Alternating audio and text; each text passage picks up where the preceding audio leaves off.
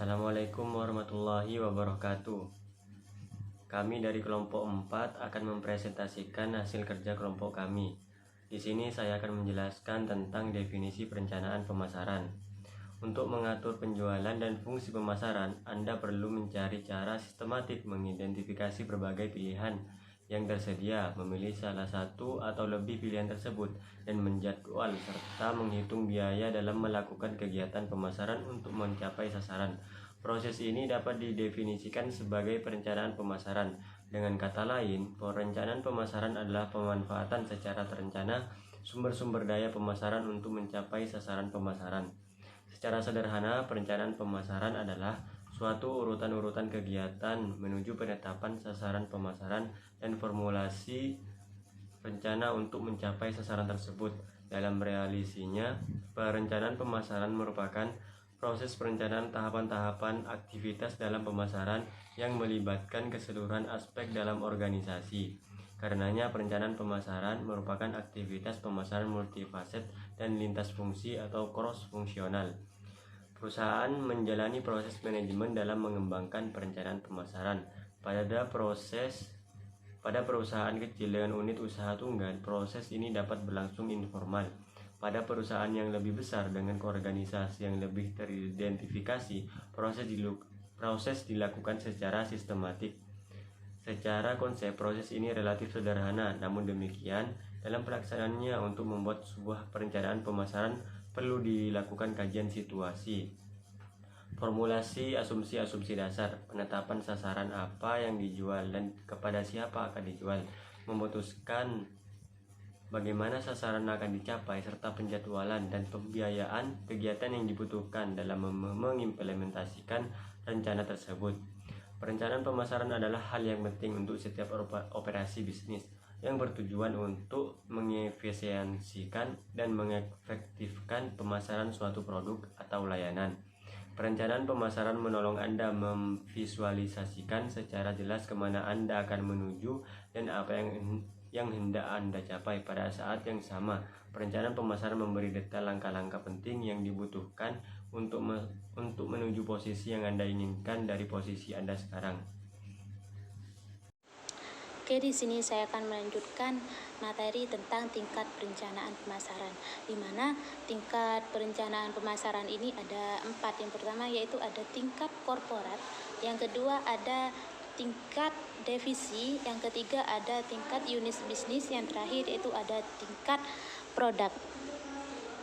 Nah, yang pertama yaitu ada strategi tingkat korporat.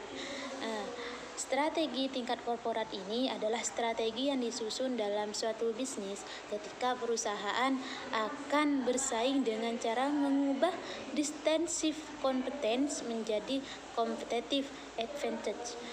Pada korporat tingkat ini, strategi korporat yaitu berusaha menjawab pertanyaan-pertanyaan. Contohnya seperti kegiatan bisnis apa yang diunggulkan untuk dapat bersaing, atau contohnya seperti bagaimana masing-masing kegiatan bisnis tersebut dapat dilakukan secara terintegrasi. Seperti itulah. Masalah yang cukup krusial dari strategi korporat ini adalah yaitu menentukan bisnis apa yang akan dikembangkan, bisnis apa yang ingin dipertahankan, dan juga bisnis apa yang ingin dilepaskan. Keputusan untuk memasuki pasar baru dengan produk baru, cara memasuki bisnis tersebut misalnya yaitu dengan cara pengembangan internal atau joint venture, dan untuk cara keluar dari bisnis misalnya spin off atau sell off, merupakan cara untuk dapat bersaing dan memperkuat keunggulan komparatif. Menurut Kenichi Ohmae, penetapan strategi korporat ini harus didasarkan kepada keinginan konsumen. Baru setelah itu perusahaan membuat produk atau jasa yang sesuai dengan keinginan dan harapan konsumen. Sementara itu juga para ilmuwan juga menyarankan bahwa dana dalam penyusunan strategi korporat ini, kita perlu mengetahui terlebih dahulu keunggulan bersaing yang kita miliki atau yang akan kita ciptakan. Nah, penciptaan keunggulan tersebut mengacu pada pemain baru yang masuk di industri ini. Nah, yang selanjutnya, kesimpulannya jadi dari strategi tingkat korporat ini yaitu strategi pada tingkat korporat merupakan landasan dan acuan untuk menyusun strategi-strategi yang lebih rendah atau lebih strategis unit bisnis dan strategi fungsional. Nah, dengan demikian strategi yang telah disusun di ketiga tingkatan strategi, contohnya seperti tingkat unit bisnis atau tingkat produk lah, merupakan satu kesehatan strategi yang saling mendukung dan terkait untuk menciptakan sinergi baru bagi perinformasi perusahaan. Yang kedua yaitu ada strategi devisi. Di sini yaitu pengelola dana. Jadi dalam devisi ini banyak yang bertugas sebagai di dalam pengelolaan dana dalam alokasi. Yang ketiga yaitu ada tingkat unit bisnis, di mana tingkat unit bisnis ini juga sering disebut sebagai strategi bersaing atau juga strategi bisnis yang berfokus itu pada peningkatan posisi bersaing produk dan juga jasa perusahaan dalam industri atau segmen pasar tertentu yang dilayani perusahaan ini. Jadi strategi unit bisnis ini juga disebut sebagai strategi bersaing. Yang terakhir yaitu ada tingkat produk, di mana dalam tingkat produk ini ada 6 elemen. Yang pertama yang harus dilakukan yaitu ada misi bisnis, di mana dalam suatu bisnis itu memang harus ada tujuan. Nah, setiap bisnis perlu mendivisikan misi spesifiknya di samping misi perusahaan yang sifatnya luas. Jadi misinya apa? Visinya apa lah. Yang kedua itu ada analisa SWOT. Jadi semua perusahaan itu harus mempunyai analisa SWOT. Karena kenapa? Analisa SWOT ini akan menentukan apa kekurangan dari produk kita, apa kelebihannya, apa kelemahannya, dan juga peluang apa yang akan kita ambil. Peluang apa yang ada dari produk kita untuk bersaing di dunia bisnis. Jadi kita harus menganalisa lingkungan eksternal dan juga internal di dalam perusahaan kita. Yang ketiga itu ada formulasi sasaran atau goal formulation. Lah, setelah perusahaan melakukan analisa SWOT tadi, perusahaan juga dapat menentukan sasaran-sasaran apa yang ada dalam periode perencanaan. Sasaran adalah itu tujuan yang lebih spesifik besarnya dalam waktunya. Yang keempat ada formulasi strategi. Strategi itu adalah rencana untuk mencapai sasaran. Nah, yang kelima ada formulasi program dan implementasi. Setelah perusahaan menetapkan strategi apa yang akan kita ambil dalam perusahaan kita, perusahaan harus merumuskan program untuk menjalankan strategi tersebut. Setelah itu, tetapi dalam strategi yang baik dapat dipatahkan oleh implementasi yang buruk. Jadi kita harus selalu positif terhadap apa yang akan kita ambil dari strategi tersebut. Yang keenam yaitu ada umpan balik dan kontrol. Setelah mengimplementasikan strategi-strategi yang ada, perusahaan harus menelusuri hasil dan juga memonitor perkembangan baru. Karena jika dalam lingkungan pemasaran itu tersendiri tidak stabil, perusahaan itu harus memeriksa dan memperbaiki implementasi program, strategi, bahkan tujuan-tujuan dari perusahaan tersebut. Mungkin itu saja dari saya. Assalamualaikum warahmatullahi wabarakatuh. Di sini saya akan menjelaskan tentang perencanaan strategis dilaksanakan pada tingkatan yang berbeda. Ada beberapa strategis yang dilaksanakan pada tingkatan yang berbeda. Yang pertama ada satu bisnis tunggal atau kumpulan bisnis yang berhubungan yang dapat direncanakan terpisah dari bagian perusahaan lain. yang artinya perusahaan-perusahaan industri tunggal dan terdiversifikasi yang berhubungan dengan memiliki kompetensi inti tingkat korporat atas nama strategi dari hampir semua unit bisnis didasarkan. Oleh karena itu, saluran-saluran komunikasi dan ahli kompetensi lintas unit adalah salah satu yang sangat penting pada perusahaan-perusahaan semacam itu. Setiap unit bisnis mungkin tidak mengikuti strategis yang sama dengan unit lainnya, itu karena setiap perusahaan melayani audiens yang berbeda dan bahkan mungkin memiliki industri yang berbeda. Dengan mengingat hal itu, setiap perusahaan dapat mengikuti jenis strategis tingkatan bisnis yang berbeda. Yang kedua, ada mempunyai kelompok pesaing tersendiri.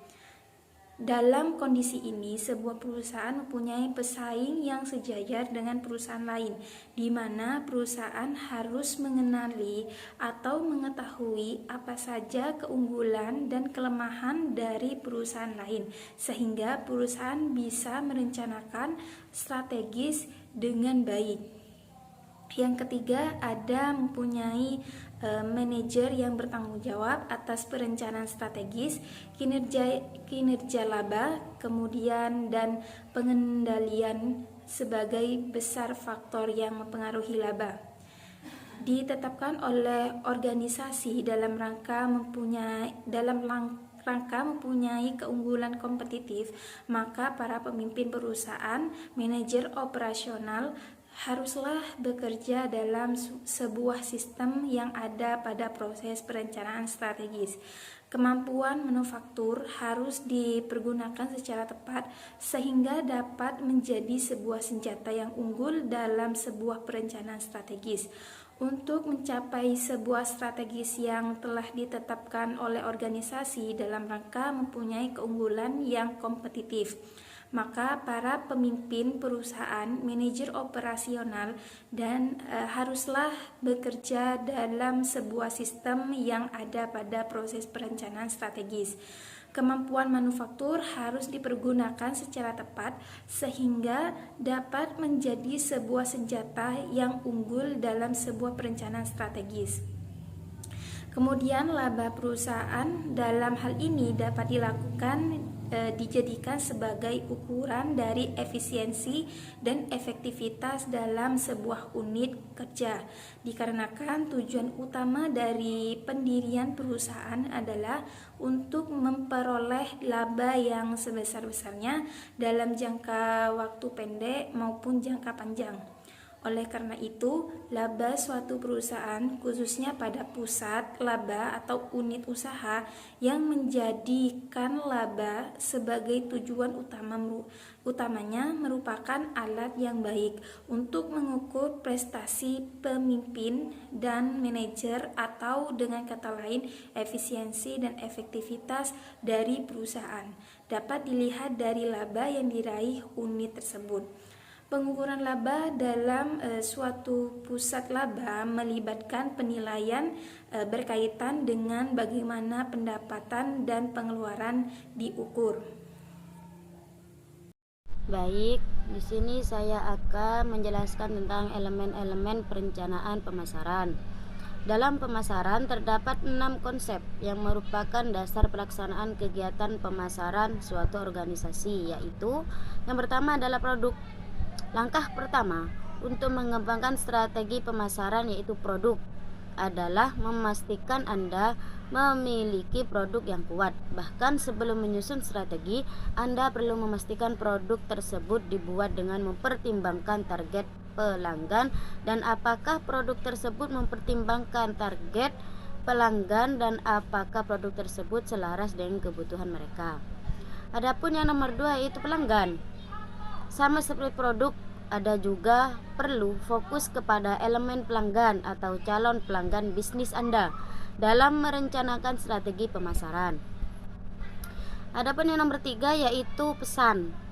Anda tentu perlu berkomunikasi dengan pelanggan Anda, karena menurut beberapa hasil riset terkait pemasaran produk, 57% konsumen merasa percaya ketika mereka terhubung secara emosional dengan suatu brand. Dan tentunya koneksi emosional tersebut dibangun melalui pesan yang Anda sampaikan terkait produk yang Anda pasarkan. Untuk yang nomor 4 yaitu tim pemasaran. Mengembangkan dan mempromosikan suatu produk membutuhkan upaya dan kerjasama dalam suatu tim. Untuk yang nomor 5 yaitu promosi. Memiliki produk yang solid dan strategi yang matang bukanlah suatu akhir dari pekerjaan Anda. Anda tidak bisa mengharapkan pelanggan berbondong-bondong membeli produk Anda jika mereka tidak tahu apa-apa tentang produk Anda. Yang keenam yaitu analisis. Yang terakhir, Anda tidak dapat secara langsung mengharapkan strategi pemasaran produk Anda membuahkan hasil yang sempurna. Kemungkinan terburuk atau risiko kegagalan haruslah Anda pertimbangkan dan lacak. Seperti itu.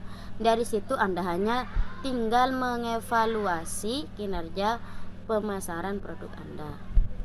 Demikian untuk implementasi. Baik, di sini saya akan menjelaskan mengenai implementasi pemasaran. Definisi dari implementasi pemasaran yakni merupakan tahapan perusahaan mengambil langkah untuk merealisasikan rencana pemasaran ke usaha-usaha nyata, yang juga menunjukkan siapa yang harus dikerjakan, kapan, dan bagaimana. Di dalam implementasi pemasaran pastinya perusahaan mempunyai perencanaan strategi pemasaran. Nah, jika implementasi pemasaran tersebut tidak efektif, maka perencanaan strategi pemasaran tidak ada gunanya. Implementasi pemasaran tersebut berjalan dengan efektif pastinya memerlukan keahlian untuk mengalokasi, memantau, mengorganisasi, dan berinteraksi di tingkat-tingkat fungsi-fungsi pemasaran, dan juga program pemasaran serta kebijakan pemasaran. Nah, pelaksanaan pemasaran sendiri ini dibagi menjadi 3. Yang pertama yakni pengorganisasian, yang kedua yakni pembentukan staf, dan yang terakhir yakni pengarahan. Pertama, kita akan membahas mengenai pengorganisasian pemasaran. Pengorganisasian pemasaran, perusahaan-perusahaan harus mengorganisasikan berbagai macam fungsi yang melekat pada mereka sedemikian rupa sehingga memungkinkan kerjasama tim yang berorientasi pada pasar sejak dini dalam proses mengembangkan produk baru, mempertimbangkan pemasaran setelah produk siap dijual. Ini juga di pengorganisasian ini juga gunanya untuk memeriksa fungsi pemasaran. Nah, juga untuk mengetahui fungsi pemasaran dengan fungsi lainnya, dan bagaimana melaksanakan rencana pemasaran agar berhasil dengan baik di pasar. Nah, departemen pemasaran modern berkembang melalui beberapa tingkatan. Dari bagian penjualan, kemudian bagian ini memiliki fungsi tambahan seperti riset, periklanan, dan pemasaran. Baik yang kedua yakni mengenai pembentukan staf. Nah, pembentukan staf ini sangat diperlukan oleh suatu perusahaan. Apabila pembentukan staf ini berjalan dengan baik, maka otomatis untuk kedepannya kinerja perusahaan menjadi baik dan perusahaan tersebut mencapai suatu target atau tujuan yang memang telah dibentuk oleh suatu perusahaan tersebut. Yang terakhir yakni pengarahan. Apabila pengorganisasian telah berjalan dan pembentukan staf juga berjalan, otomatis di situ terdapat pengarahan, di mana ketika staf untuk melakukan satu hal pasti ada pengarahan dari perusahaan tersebut untuk mencapai suatu target atau tujuan dari perusahaan tersebut. Maka ketiganya memiliki kesinambungan atau sambung menyambung dalam suatu perusahaan. Baik, terima kasih. Cukup sekian penjelasan dari saya.